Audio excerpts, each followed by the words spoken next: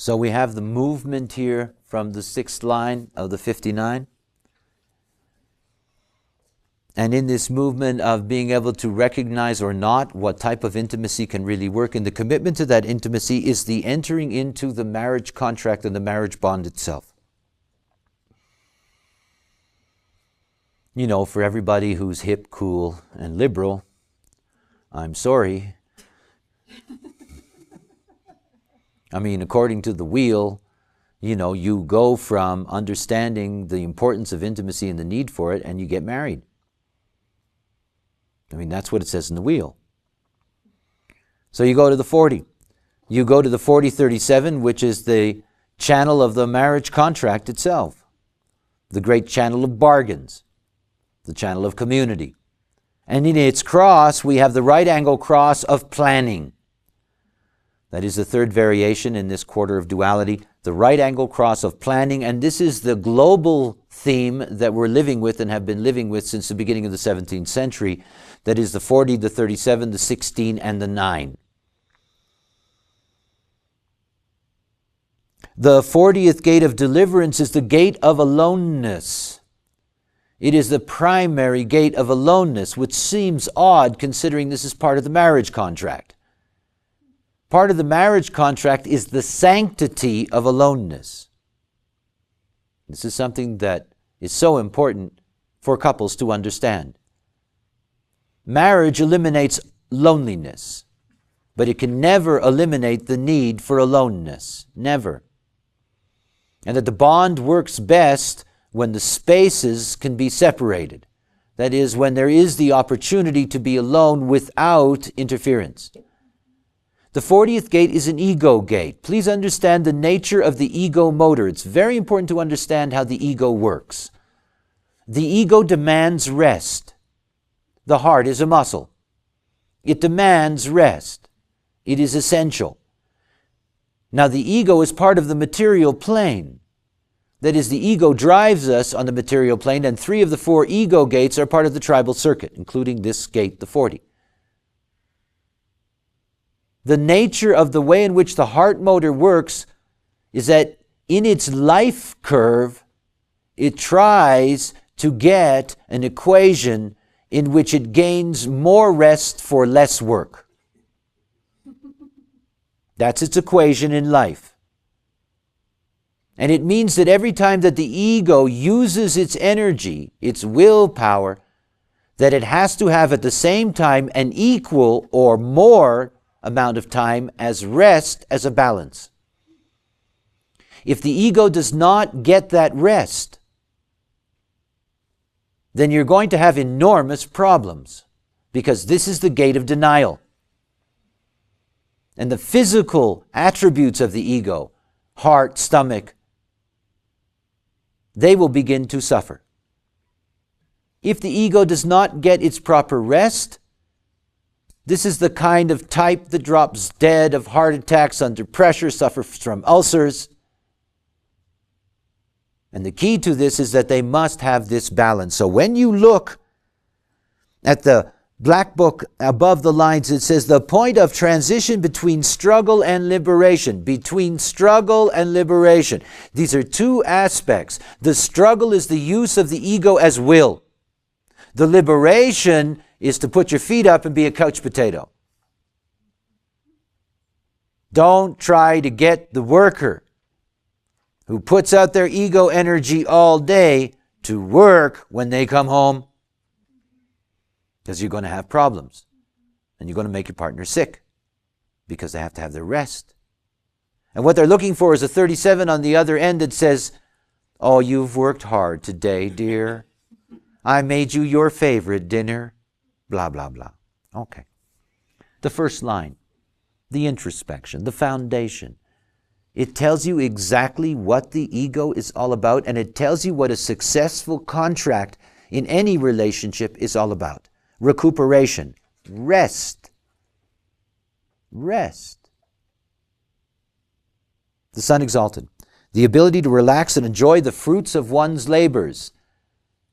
You know, I did my 8 hours, I got my money, and I'm free, and I can do what I want. That's what the ego's all about. Do not take rest away from the ego.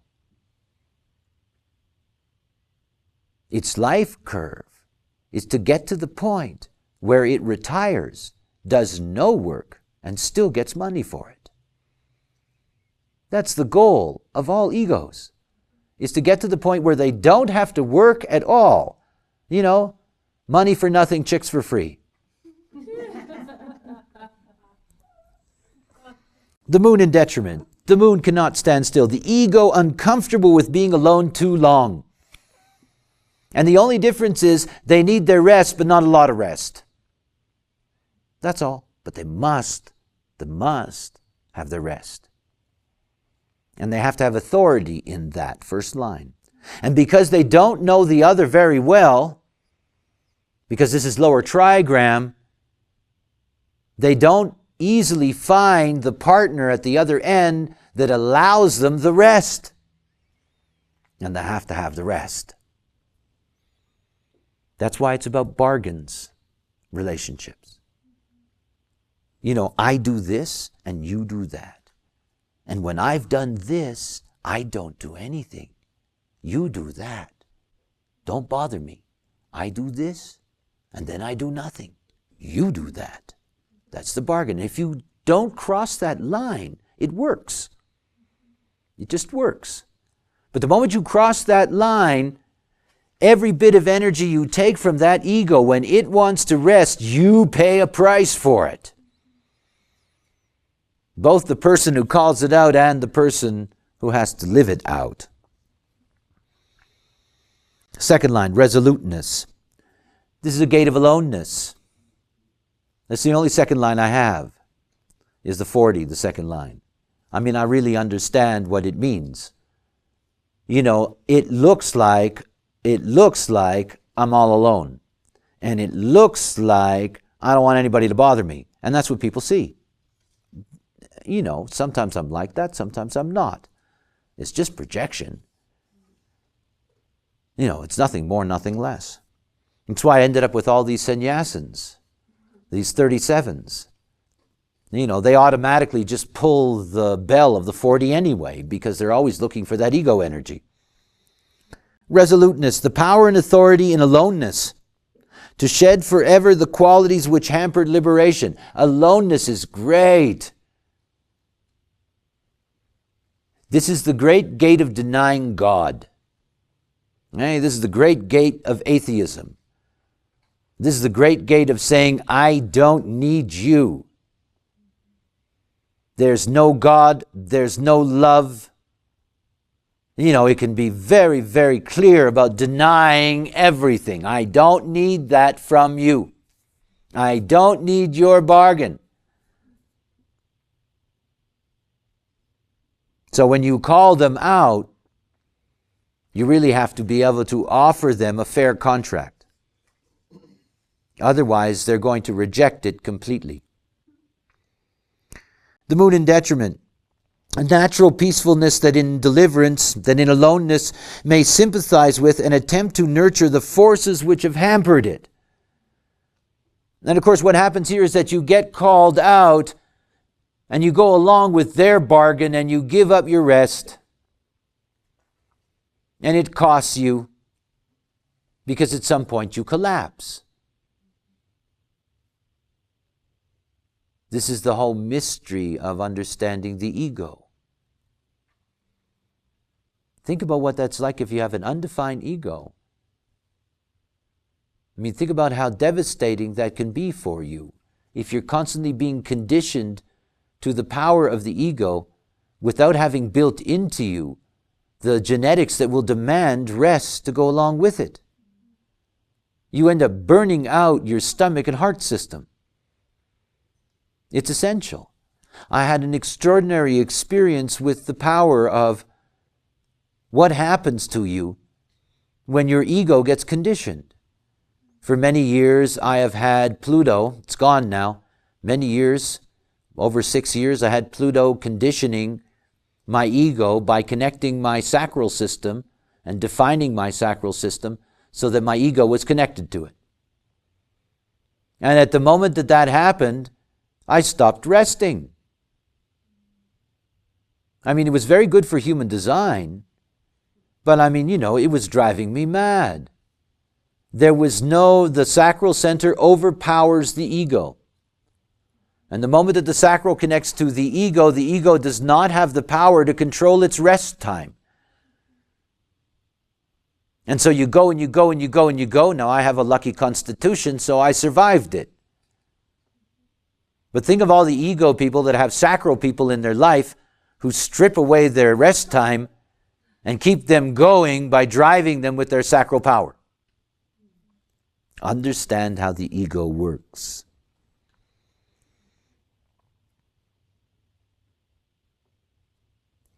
The power through aloneness to recognize the importance and the potential disruptive effect of others. And that's what the second line learns in the Exalted. And in the detriment, the power of loneliness to blind the ego to the possible disruptive effect of others. They really get in the way, and you have to be clear. The bargain has to be clear. That's why there is a bargain there. The bargain is for the ego. It's not for the emotional system.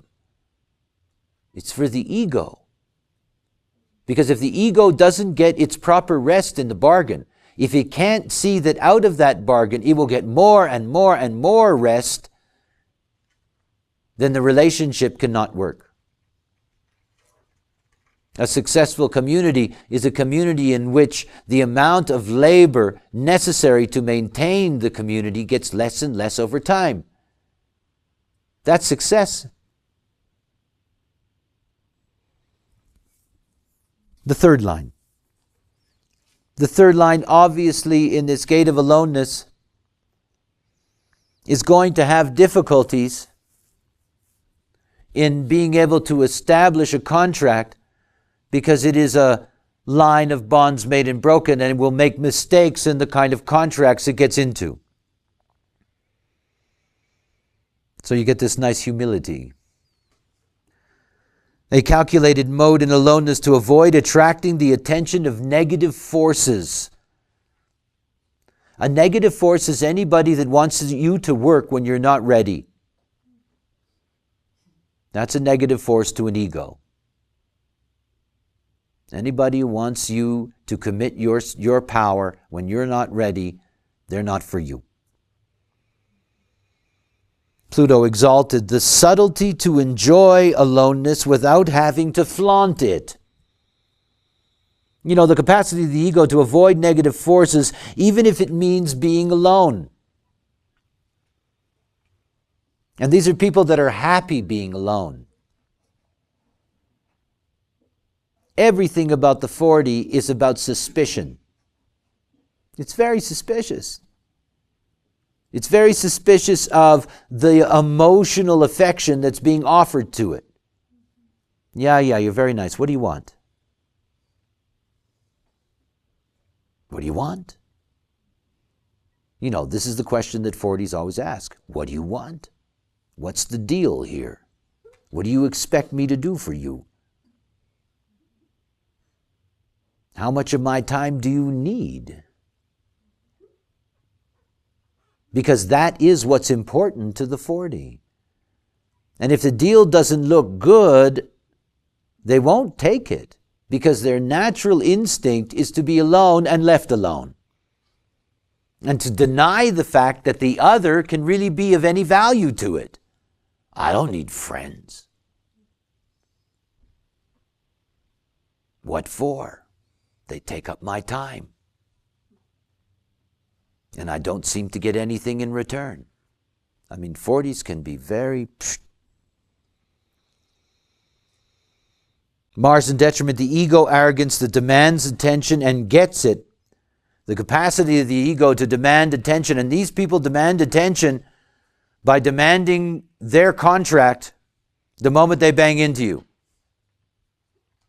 The moment you meet these people, you know that you're not going to be able to get them to do things.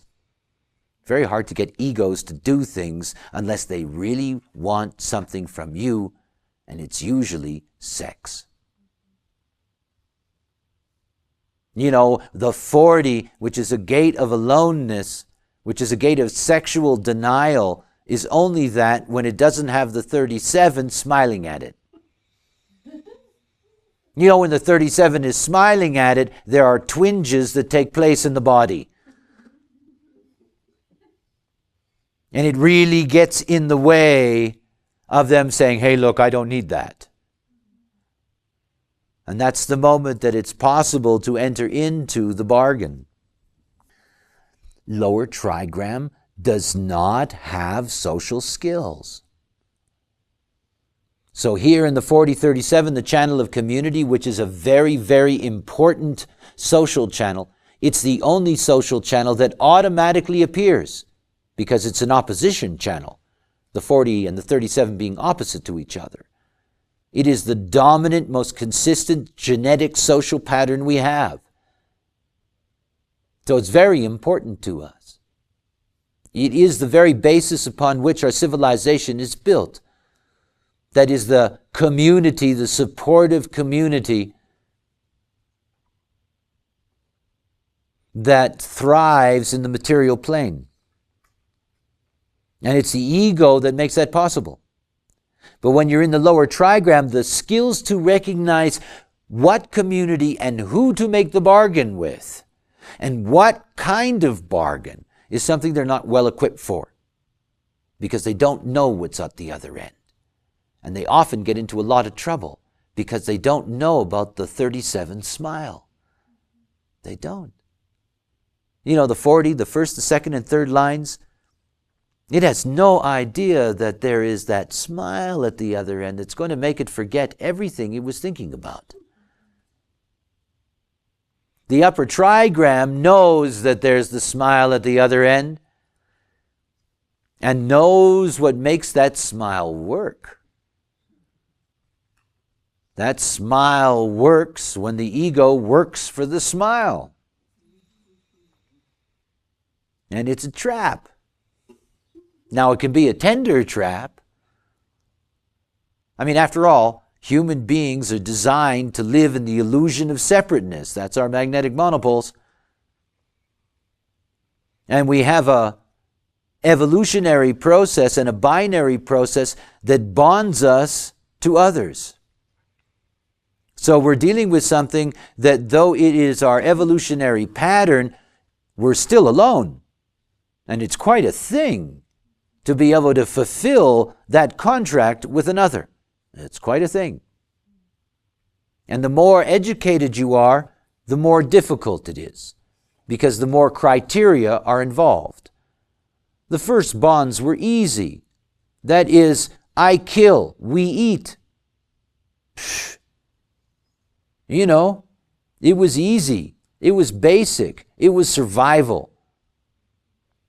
And of course, we're much more complex today. Our bargains are much more complex. And so it becomes even more difficult for us to find a way, let alone to live with each other, but to tolerate each other long enough. It's the beauty of this knowledge. I mean, I'm a classic baby boomer. I have all the ex-marriages to prove it. And the reality is that without this knowledge, I would not be able to have stable relationships in my life, and I do now. And that comes out of the ability to be able to accept one nature and not to blame. So blame in human design. And the moment that you recognize that we are helpless, you can see that if you're given in your geometry another being, if you live out your nature and you accept that they live out theirs, it makes it a hell of a lot easier to live with people and to find that place in them that you can love or respect or enjoy. So the fourth line, the transpersonal, the gift of being able to know when to be alone and when to externalize. Remember, all fourth lines, rooted in the role of the 10-4, all fourth lines are opportunistic in nature. These are people that pick the right opportunity to rest. You know them in the office. You know, the moment nobody's looking, their eyes are closed. And then they jump up, you know. They'll wait for the perfect opportunity to take their rest. And they insist on that. And the perfect opportunity to enter into a bargain. They can be very good at making money. They can know exactly the moment to make the right bargain. Remember, everything's timing. Organization. The power to transform and the intuitive intellect to select and organize for the purpose of maintaining deliverance. That is the power of the ego, when organized and active, to maintain separateness. This is a real key.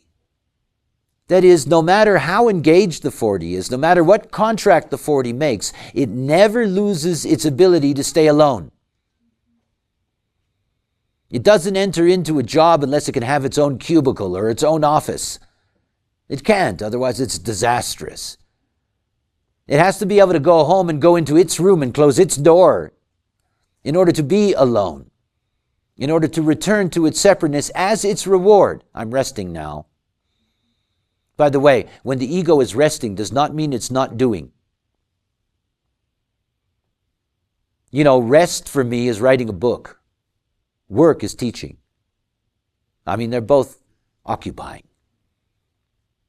It's not about that you lay on your back and you do absolutely nothing. It's about the illusion of freedom that you get.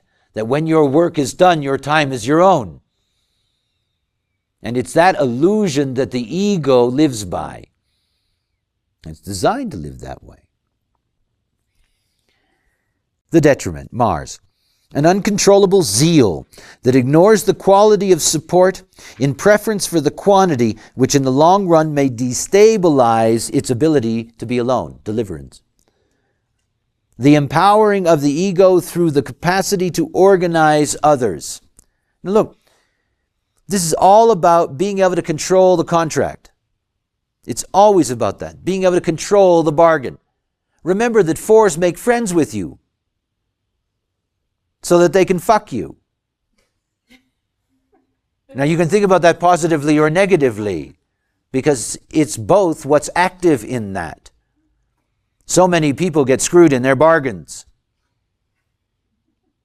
So the 4th line is trying to make friends with you. It's very good at that. It's able to externalize that. And of course, because it's the ego, when it has a good bargain, when it makes a good deal, it gets really puffed up. I only have to work 20 hours a week, you sucker. I'm getting 6 months off this year. The moment that Pluto left my ego alone, I stopped working. 1998 has been a wonderful year for me so far because I did so little. I took about 5 months off. And I had all kinds of people who were yelling at me because they expected me to be in certain places and do certain things for them, and my sacral wasn't there, and it was so easy for me to say, I'm not coming. Sorry. My ego is resting. How nice for me. It's the magic of the ego. Now, if you get away on a ego trip about that, I don't have to work, I have to work less, I make so much money that I blah, blah, blah, blah, blah. That's what happens in the 4th line. And of course, it happens in that they're telling that to the very friends that they're screwing, or not.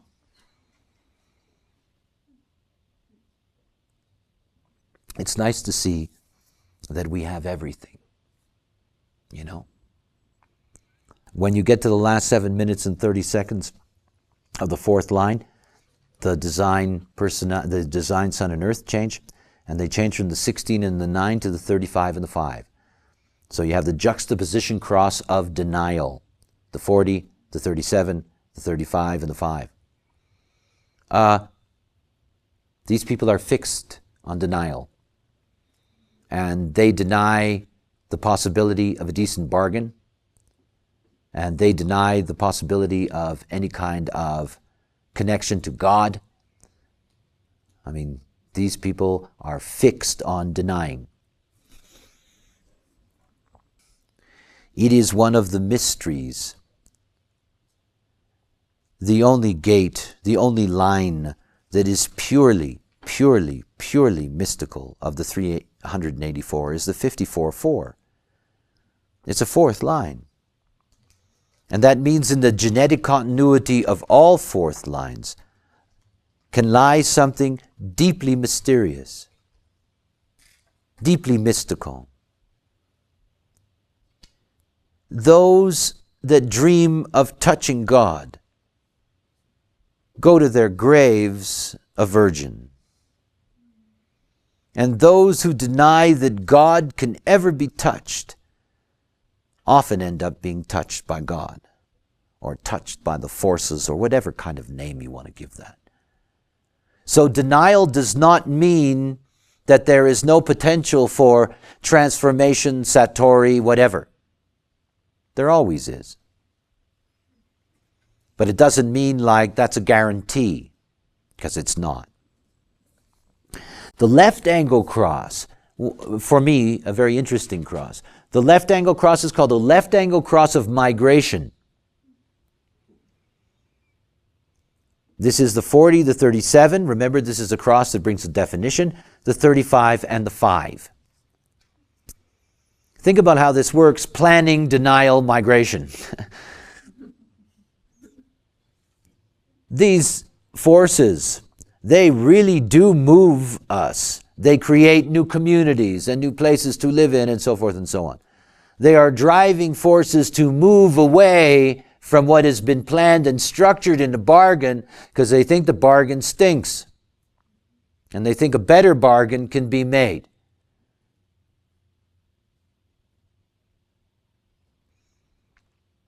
The fifth line.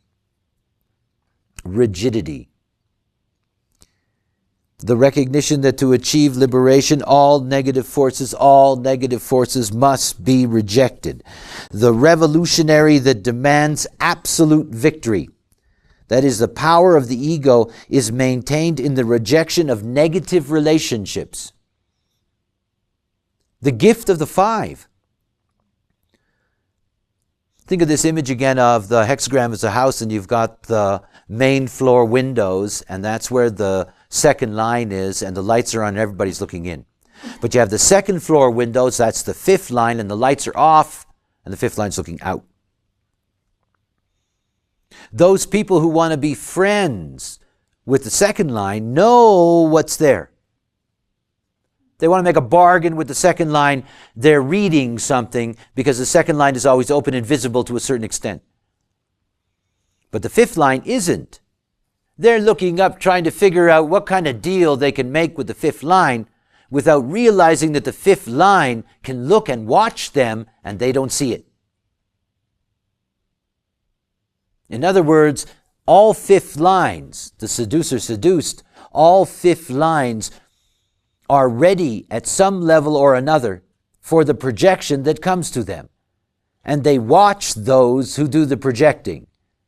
Oh, I can tell immediately when somebody meets me by looking at their eyes which way their projection's going to go.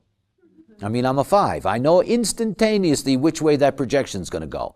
You know, whether they project on me that I'm really of value to them, or whether I'm not, blah, blah, blah, or whether I'm good or bad or right or wrong or nice or not, all that stuff.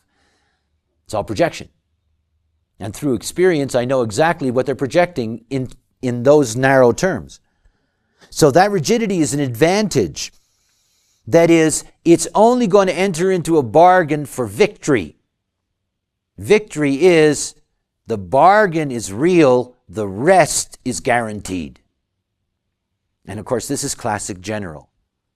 The generals out there in the countryside hasn't been doing anything but pick its nose for years. And then there's the right bargain. And it comes out of the countryside, it goes into the bargain, it does its thing, it makes its deal, it gets its reward, and then it leaves. Perfect. But only in times of crisis, and only when the bargain is practical. It's very important to understand that because all 5th lines represent the lines of exaltation in the traditional I Ching, and the moment you recognize that all 5th lines are what society is looking upon to fulfill the nature of a hexagram, what they dream the hexagram should be, can be, must be, that all of that is based on being practical and being practical at the right time. All of that. And it says something very profound about what humanity really wants. They just want what's practical and works. They don't want anything else. They want the most exalted consciousness to be practical and work. They want the most mundane apparatus to be practical and work. And of course, that's the power that the fifth, the universalizing line, can bring or not. If it has the right timing, if it has what's practical. The earth in detriment, a tendency in revolution to accept a certain amount of necessary deviation on the assumption that it can be successfully purged later. That is, the weakness of the ego in its loneliness to maintain and not reject negative relationships. In other words, this is a bad bargain, but I still like these people. And I'm not going to blow them off just because it's a bad bargain for me. Now the ego and ego beings always carry a taste of martyrism and victimization. Always. Because it is the ego that is pressed upon to make the material world work. And it's only the ego that can do that. The streams of sensitivity and instinct that move through the tribal circuitry, they don't go to the throat, they go to the ego. You know, it is the ego that has to keep the whole material plane moving, and of course it's under pressure because of that.